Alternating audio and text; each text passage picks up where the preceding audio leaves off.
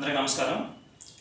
ఇప్పుడు మాట్లాడే విషయం ఏంటంటే కానిస్టేబుల్ నోటిఫికేషన్ ఉంది కదా, అది అనేది 2 సంవత్సరాలు అవుతుంది. ఇంత మటుకు అది పెండింగ్లోనే ఉంది. అసలు ఎందుకు ఏంటి అనే దాని గురించి మాట్లాడాలనుకుంటున్నాను. కానిస్టేబుల్ నోటిఫికేషన్ అనేది నవంబర్ 2022లో వచ్చింది. అయితే ఆ నోటిఫికేషన్ అనేది ఫిలిమ్స్ మాత్రం జరిగింది, తర్వాత ఏం జరగలేదు. దాని గురించి ప్రజెంట్ కేసు ఉండడం వల్ల ప్రజెంట్ పెట్టలేకపోతున్నామని పోలీస్ బోర్డు చెప్తుంది. అసలు ఆ కేసు ఏంటి, ఎందుకు ఉంది, ఏంటనేది ఒకసారి ఎక్స్ప్లెయిన్ చేస్తాను. ప్రజెంట్ కానిస్టేబుల్ అభ్యర్థులు అనే వాళ్ళు 19th ఆర్టికల్ సప్లైస్ 1 ప్రకారం వాళ్ళ హక్కు ప్రకారం రోడ్ల మీదకి వచ్చి నిరసన చేస్తున్నారు. అది ఎందుకు చేస్తున్నారంటే మార్చిలో ఈవెంట్స్ జరగాల్సి ఉంది. అయితే ఎమ్మెల్సీ ఎలక్షన్ అని చెప్పి ఈవెంట్స్ ఆపేశారు. ఈవెంట్స్ ఆపేసిన తర్వాత సుప్రీంకోర్టులో కేసు ఒకటి వచ్చింది. ఆ కేసు ఏంటి, ఎవరు వేశారంటే పోలీస్ బోర్డు ప్రజెంట్ సుప్రీంకోర్టులో కేసు వేశారు. దాని ముందు జరిగింది ఏంటంటే హోంగార్డులు అనేవాళ్ళు మాకు స్పెషల్ రిజర్వేషన్ ఇచ్చారు. ఎవరు గత ప్రభుత్వంలో సివిల్ పోస్టులకి 5% ఉన్నదాన్ని 15%గా, 8% ఉన్నదాన్ని 25%గా, సివిల్ అభ్యర్థులకి అట్లా ఏపీఎస్ అభ్యర్థులకి కొంచెం నష్టం జరిగేలాగా హోంగార్డ్ రిజర్వేషన్ గత ప్రభుత్వం జరిగింది. అలాగే దాని నోటిఫికేషన్ మెన్షన్ చేశారు. అయితే అక్కడ ఉన్న విషయం ఏంటంటే అందులోది దానివల్ల పోస్టులు అనేది సుమారు 1200 వరకు ఈ హోంగార్డులకు పోతున్నాయి. ఇచ్చిన 6000 కొంత నోటిఫికేషన్ 1200 పోస్టుల వరకు హోంగార్డులు పోయినట్లయితే మిగతా అభ్యర్థులు నష్టపోతారు.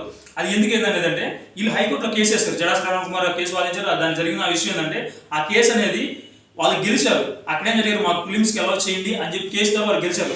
అయితే అక్కడ గెలవడం వల్ల ఏం జరుగుతుంది, నెక్స్ట్ వాళ్ళని ఈవెంట్స్కి అలౌ చేయాలి. అక్కడ 60, 70, 80 మార్కులు ఉంటాయి. అది ఎలా అంటే ఎస్సీ ఎస్టీకి 60 మార్కులు, బీసీకి 70 మార్కులు, ఓసీకి 80 మార్కులు ఉంటాయి. మినిమం క్వాలిఫై మార్కులు వస్తేనే అట్లా ఎలా చేస్తారు. అయితే హోంగార్డు 352 మంది మాత్రమే హోంగార్డు క్వాలిఫై అయ్యారు. ఏది మినిమం మార్కులు 60-70 మార్కులు వచ్చి. అయితే మిగతా వాళ్ళు క్వాలిఫై కాలేదు. కాకుండానే వీళ్ళు కేసు వేయడం వల్ల ఆ కోర్టు సోమయాజు గారి శ్రీనివాసరావు వాళ్ళకి అనుకూలంగా తీర్పు ఇవ్వడం వల్ల వాళ్ళు వచ్చారు. వాళ్ళు మామూలుగా ఏం లేదు, 5 కేసులు మొత్తం వచ్చేసి 2009 నుంచి 11, 13, 16 కేసులని కలిపి ఆ జడ్జిమెంట్ ఇవ్వడం జరిగింది. అది ఇప్పుడు మార్చి 2వ తారీఖు జడ్జిమెంట్ వచ్చింది. మార్చి 2వ తారీఖు జడ్జిమెంట్ వస్తే దాని ద్వారా వాళ్ళు ఎలా చేయండి చెప్పి వాళ్ళు అడుగుతున్నారు. అయితే పోలీస్ బోర్డు వాళ్ళు దాన్ని ఆలోచించి ఇలా అయితే చాలా జరగలేదు, నష్టపోతారు, ఇది కరెక్ట్ కాదని చెప్పి వేశారు. ఎందుకు వేశారు, నోటిఫికేషన్లో క్లియర్గా ఉంటుంది. 20వ పాయింట్ దగ్గర ఏ కేటగిరీ అయినా కానీ ఎస్సీ అయినా, ఎస్టీ అయినా, బీసీకి చెందిన వాళ్ళే, ఒకవేళ స్పెషల్ రిజర్వేషన్స్ అయినా కానీ పలానా కేటగిరీకి చెందిన వాళ్ళే. కాబట్టి వాళ్ళకి ఏం జరుగుతుంది, వాళ్ళకి మినిమం మార్కులు రావాలని చెప్పి పోలీస్ బోర్డు ఆలోచించి మిగతా అభ్యర్థులు దృష్టిలో పెట్టుకుని వాళ్ళు సుప్రీంకోర్టులో కేసు వేయడం జరిగింది. అది అలాగా హోంగార్డ్లో కేసు ఓడిపోయితే దాన్ని ఛాలెంజ్గా తీసుకొని స్పెషల్ లీవ్ పిటిషన్ 130 ఆర్టికల్ ప్రకారం స్పెషల్ లీవ్ పిటిషన్ సివిల్ ప్రకారం వేశారు. అంటే ఈ రాజ్యాంగంలో 4 ఉంటాయి. క్రిమినల్ ఒకటి, సివిల్ ఒకటి, స్పెషల్ లీవ్ పిటిషన్ ఒకటి, రాజ్యాంగ పరంగా వేసేవి పిటిషన్స్ 4 ఉంటాయి. ఆ 4లో 4th పాయింట్ ప్రకారం వేశారు. అయితే ఇప్పుడు ఆ కేసు అనేది సుప్రీంకోర్టులో జరుగుతుంది. 23వ తారీఖు జనవరి 2024 బెంచ్ మీదకి వచ్చింది. అయితే బెంచ్ మీదకి ఎవరు వాదించడానికి రాలేదు. అట్లా 2-3 సార్లు రావడం జరిగింది. ఎవరు వాదించడానికి గవర్నమెంట్ తరఫున ఎవరు వెళ్ళలేదు.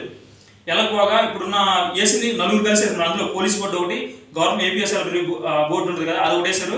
ఎగ్జామ్ పెట్టే బోర్డు, డీజీపీ గారు ఒకరు ఉన్నారు. అందులో ఆంధ్రప్రదేశ్ గవర్నమెంట్ ఉంది. అట్లాగే వాళ్ళందరూ కలిసి ఆ కేసు అనేది వేశారు. అయితే ప్రజెంట్ ఆ పిటిషన్ తరఫున మొన్న 9వ తారీఖు 9వ నెల 12వ తారీఖున ఈ గుంటూరు ప్రమోద్ కుమార్ గారు పిటిషనర్గా రావడం జరిగింది. ప్రజెంట్ ఉన్న సిచ్యువేషన్ ఏంటంటే అవతల ప్రకారం శుక్లా గారు వచ్చారు. ఆ పిటిషన్ తరఫున మన పిటిషనర్స్ కాదు, అందులో అభ్యర్థులు ఉన్నారు కదా, అభ్యర్థులు అనేవారు పిటిషనర్స్ కాదు. ఓన్లీ ఆ కేసు వాద ప్రతివాదనలో రావడం జస్ట్ మనం దాని గురించి వెయిట్ చేస్తూ ఉంటాం. పిటిషన్స్ అవ్వాలంటే నెక్స్ట్ వచ్చే ఆ తీర్పు ఏదైతే బెంచ్ మీదకి వస్తుందో అప్పుడు మళ్ళీ యాడ్ చేయమని చెప్పాలి. అప్పుడు యాడ్ చేస్తే అప్పుడు వాద ప్రతివాదనకు అవకాశం ఉంది. సో ఇప్పుడు నీకు ఆ కేసుకి నీకు సంబంధం ఏముంది అనమాట. ఆ పోలీస్ బోర్డు గవర్నమెంట్ ఆంధ్రప్రదేశ్ ఏదైతే ఉందో వాళ్ళు వెళ్ళి ఒక అడ్వకేట్ పెట్టి తీసుకెళ్ళి ఆ కేసు వాదించాలి, బెంచ్ మీదకి వచ్చేలా చేయాలి. అయితే ఇక్కడ జరుగుతున్న సిచ్యువేషన్ ఏంటంటే ఆ కేసు గురించి తెలియక అపోహలతో చాలా మంది గ్రౌండ్కి వెళ్ళిపోవడం, చదువుకోవడం చేస్తున్నారు. అది పెద్ద విషయం కాదండి. గవర్నమెంట్కి చేయాలనుకుంటే 1 month ప్రాసెస్, 1 monthలో దాన్ని బెంచ్ మీదకి తీసుకెళ్ళి చేయొచ్చు. అయితే మన గవర్నమెంట్ మీద కొంచెం చిన్న ఒత్తిడి తీసుకొస్తే సరే ఇలా చేంజ్ అని ఒక రిక్వెస్ట్ చేసుకుంటే ఆ రిక్వెస్ట్ ద్వారా చేయడం జరుగుతుంది. ఆ రిజర్వేషన్స్ ఎలా ఉంటాయి అంటే మామూలు 50% ఉంటుంది. ఇది బాలాజీ వర్సెస్ దేవదార్ కేసు ఒకటి, అట్లాగే ఇంద్ర సహాని కేసులో 50% మాత్రం ఉండాలని చెప్పి సుప్రీంకోర్టు ద్వారా అందులో ఉంది. అయితే నెక్స్ట్ ఏం జరిగింది, ఈడబ్ల్యూఎస్ రిజర్వేషన్ అని చెప్పి 103 అమెండ్మెంట్ ద్వారా అది 2019లో ఇవ్వడం జరిగింది. అది ఆర్థికంగా వెనకబడి ఉంటారు, ఓసీలు ఆర్థికంగా ఎవరైతే వెనకబడి ఉంటారో వాళ్ళ కోసం నుంచి ఇంకో 10% అంటే 60% అయిన రిజర్వేషన్స్. ఇవి జనరల్ రిజర్వేషన్స్. అందులో 33% మహిళా రిజర్వేషన్ ఇంక్లూడింగ్ మొత్తం కలిపే ఉంటాయి. అది ఇప్పుడు స్పెషల్ రిజర్వేషన్స్ ఎలా చేయడం, అప్పుడు వచ్చే ప్రాబ్లం ఏంటంటే స్పెషల్ రిజర్వేషన్స్ ఇప్పుడు ఏమిలే ఈవెంట్స్ కానీ ఎలా చేస్తారు, వాళ్ళు ఈవెంట్స్ మీద అంటే క్వాలిఫై కాని వాళ్ళు కూడా ఈవెంట్స్కి ఎలా చేస్తారు, తర్వాత మెయిన్స్కి ఎలా చేయాలి. ఇది ఇంతతో కాదండి. నెక్స్ట్ జరిగేది ఏంటంటే నెక్స్ట్ వేరే వాళ్ళు వస్తారు. సిపిపి కోటా ఉంది, వాళ్ళు చదువుతారు, మమ్మల్ని ఎలా చేయంటారు. ఎంఎస్పీ ఉంది, మమ్మల్ని మేము కూడా స్పెషల్ రిజర్వేషన్ కదా, మమ్మల్ని ఎలా ఉంటారు. ఎక్స్ సర్వీస్ మెన్ వస్తారు. ఇట్లా ప్రతి ఒక్కరు కేసు వేస్తారు. ఈ కేసు ఇంతతో పోయేది కాదు, వీళ్ళందరూ ఎలా చేస్తారు. ఆ నెక్స్ట్ జరిగేది ఏంది, ఒక ఈ నోటిఫికేషన్ కాదు, గ్రూప్ 1 వేస్తారు, గ్రూప్ 2 వేస్తారు, ఇట్లా పోలీస్ కోడ్ ఏ కాదు, ఆంధ్రప్రదేశ్లో కాదు, ఓవరాల్ అన్ని స్టేట్లో కూడా వర్తించబడుతుంది. ఒకసారి ఇలా కేసు కానీ ఒక దాంట్లో ఇంప్లిమెంట్ అయితే మిగతా కూడా వేస్తారు. దీని రిఫరెన్స్ తీసుకుని మాకేమని చెప్పి అడుగుతారు. దానివల్ల జనరల్గా ఉన్న అభ్యర్థులందరూ నష్టపోతూ ఉంటారు. సో దీన్ని దృష్టిలో ఉంచుకొని బోర్డు వాళ్ళే అంతరం కేసు వేయడం జరిగింది. ఇంకో పాయింట్ ఏంటంటే, ఆ నోటిఫికేషన్ కానిస్టేబుల్ నోటిఫికేషన్ ఉన్నాయి 7వ పాయింట్ దగ్గర ఒక క్లియర్గా ఒక పాయింట్ ఉంటుంది. ఈ స్పెషల్ రిజర్వేషన్స్ ఏవైతే ఉన్నాయో పోస్టులు కానీ మిగిలితే జనరల్ అభ్యర్థులకి ఎవరైతే మెరిట్లో ఉన్నారో వాళ్ళకి ఇస్తారు. సో అట్లా ఉండడం వల్ల పెద్ద ఇబ్బంది ఏం కాదు. అక్కడ ఎప్పుడైతే 15%, 25% ఓవరాల్గా అప్రాక్సిమేట్లీ 20% వస్తుంది. హోంగార్డ్కి ఆ పర్సెంటేజ్ ఎక్కడైతే ఇచ్చారో దానివల్ల నష్టపోతున్నారు. ఇప్పుడు క్వాలిఫై చేయడం వల్ల మిగతా ఇది మినిమం 60-70 మార్కులు క్వాలిఫై మార్కులు కూడా రాకుండా ఈ హోంగార్డ్స్ మనకి క్వాలిఫై ఎలా చేస్తే మిగతా అన్ని పోస్టులకు అన్ని డిపార్ట్మెంట్కి ఇవ్వాల్సి వస్తుంది. ఎంటైర్ గవర్నమెంట్కి చాలా పెద్ద దెబ్బ. సో దీన్ని ఆలోచించే గవర్నమెంట్ కేసు వేయడం జరిగింది. ఇది అనేది త్వరలో జరుగుతుంది. మీరు చాలా మంది ఏంటంటే దాని గురించి అవగాహన లేక ఏ పెడితే మాట్లాడకుండా ఇలా మార్కులు కలుగుతారంట, వాళ్ళు వస్తారంటే ఏం జరగండి. ఆల్రెడీ దాని గురించి క్లియర్గా కొట్టేసి మార్కుల విషయం కూడా పక్కన పెట్టడం జరిగింది. ఇప్పుడు జరుగుతుంది ఏంటంటే కేవలం ఈ కేసు మాత్రమే. ఆల్రెడీ హాల్ టికెట్స్ కూడా ఇచ్చి ఎందుకు ఆగిపోయిందంటే ప్రాసెస్ అనేది కోర్టులో ఉంది. సో ఇప్పుడు ఏం చేయాలి, మన గవర్నమెంట్ ఒత్తిడి తీసుకొస్తే గవర్నమెంట్ తీసుకెళ్ళి దాన్ని కేసు అనేది సాల్వ్ చేసే అవకాశం ఉంటుంది. ఇప్పుడు మీరు చేస్తుంది ఏంటంటే ఏదైతే చాలా మంది ఇప్పుడు జరుగుతుంది ఏముందిలే టైం ఉందిలే అనుకొని చదవకుండా ఉన్నారు. అలా వద్దండి, ఖచ్చితంగా దాని ఫోకస్ చేసి చదువుకోండి.